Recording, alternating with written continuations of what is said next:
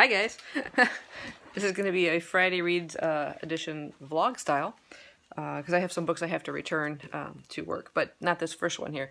I finished off some manga here. I read Blue Exorcist Volume 23 by Katsue Kato.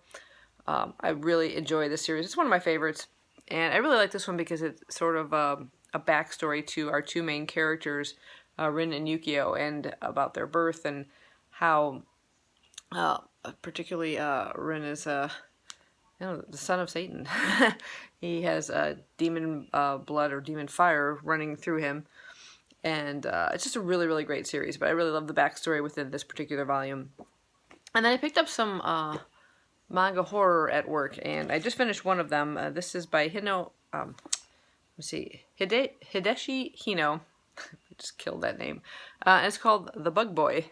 And apparently he's just well known for horror manga. I've never come across him before. I've read a lot of Junji Ito, who's also well known for horror manga. And this was kind of sad. It's about this boy who is bullied at school, and so he stops going to school, or his grades start failing. He ends up being an F student, whereas his brother and sister are straight A students, and his father's upset with him, and he yells at him, and so he can't find any happiness anywhere, it seems like, other than when he's playing with animals that he's, the wild animals kind of outside, roaming cats and things, and he's fascinated by bugs, and they become his friends, and it's really kind of sad. And then something happens where he's bitten by this strange bug, and he starts to kind of metamorphose into a bug, and it has kind of this kind of Kafka-esque kind of feel to it.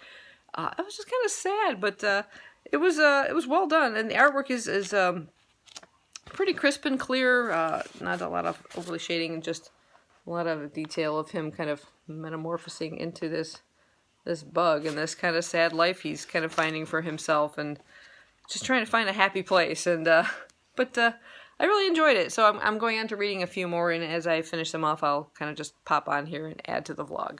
I just finished another manga by Hideshi Hino. This is Living Corpse. It is kind of loosely based on the mangaka's personal health.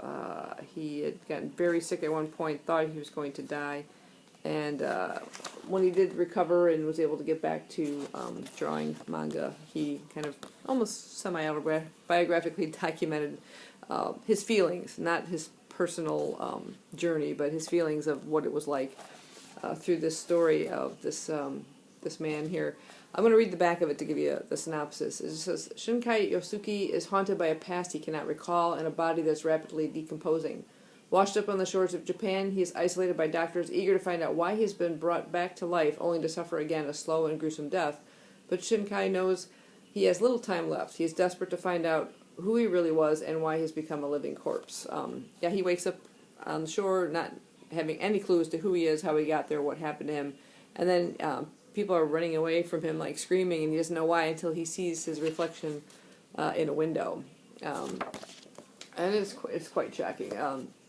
Another sad story. He tells a lot of sad stories in this guy's journey, and doctors trying to find out how he got this way, and actually putting him through more pain in terms of some of the things they do to him, trying to see if they can stop the progression of his deterioration, and and eventually, near the very end, memories start to come back of his past, and that's where the real sadness kind of hits. But again, I really enjoyed the story, and again, the artwork is quite good. If a bit gruesome, but I enjoyed it. So I'm gonna return this one back to work and move on to something else.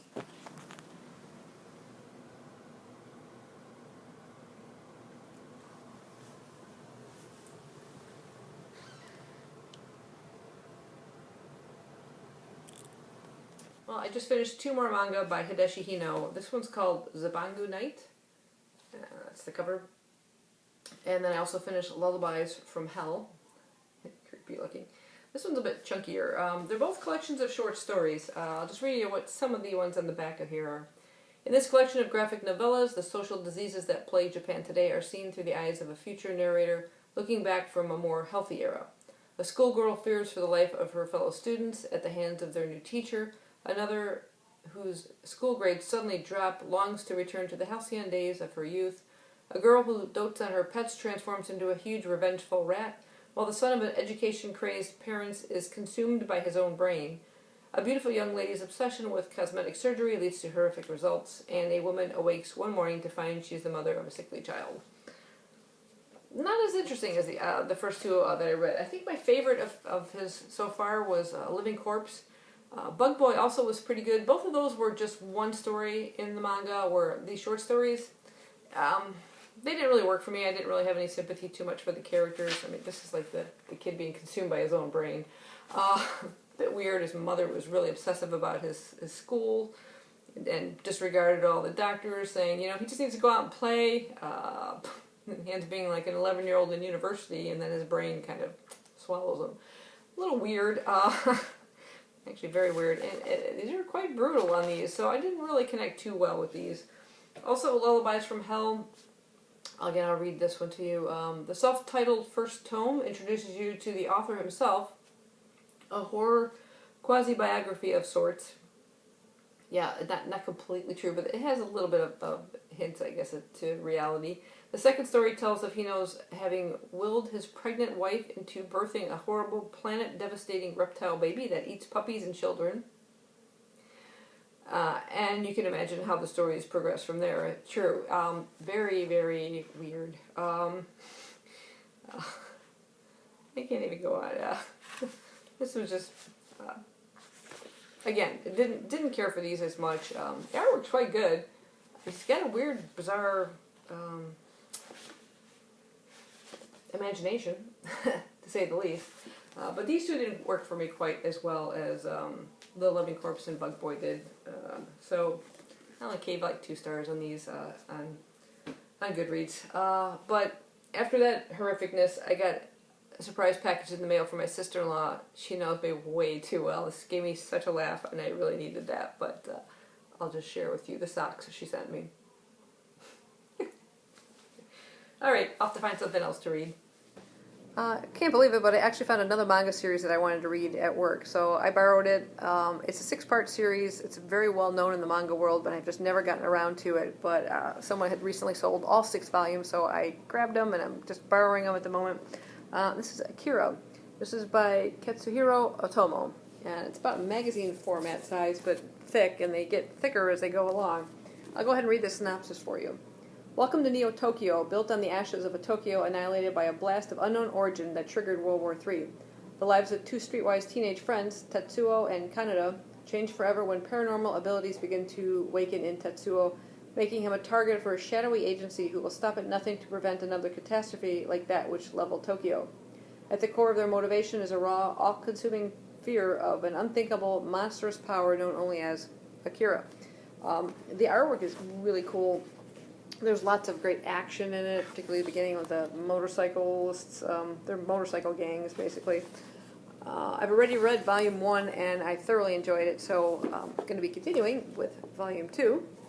I am also still reading Skullduggery Pleasant, although all these manga have kind of pushed it back a little bit, but I'm still thoroughly enjoying it, and I am on page 139 at Dead Man Talking.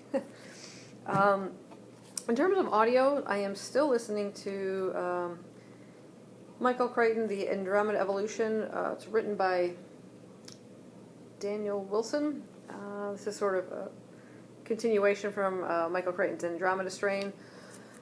I will have to describe this as, I'm on chapter 22 of 51. There's like 5 hours remaining of this. It's very dry. It's very technical. It does drag a bit. There's some intriguing part to it because I'm always interested in this Andromeda virus and how it's mutating and things and how they're trying to combat it. Because the Andromeda strain itself, when people come into contact with it, it turns their blood to dust. So when it landed in Piedmont in the original story, it wiped out everybody in the town except for an old man and a young infant. And you find out through the course of that story why those two seem to have some sort of immunity to it. But also started to develop an Andromeda strain 2, which attacks like rubber and things like that. So it kind of mutated into something else as well. So another strain of it. And now we may be finding a third. It may be evolving even further. So the storyline is interesting. It's just the way it's conveyed is again, very scientific and very dry and a little dragging. So I needed a bit of a break in my audiobook as well, so I went to, I downloaded the Libby app, which I haven't used before. I was using, what the heck is that thing called? Overdrive. But I wanted to try this newer app. They say it's easier to use. I don't really think it's any easier to use. But anyway, I downloaded Call Me By Your Name. I forgot the author, Andre Ackman, that everybody was talking so much about. I've only just listened to it for maybe about an hour of my first drive. And again, it's okay so far. I'm waiting for the story to build a little bit, but yeah, that's kind of where I'm at right now. I'm going to go ahead and close out this little Friday Reads vlog. I don't know that I'll be able to put it up by Friday, so it may actually show up Saturday in your feed. Hello, whatever day it happens to be where you're at. But it's been a very busy morning, and I'm getting ready to go to work in about half an hour, so we'll see if I make it in time. Bye for now.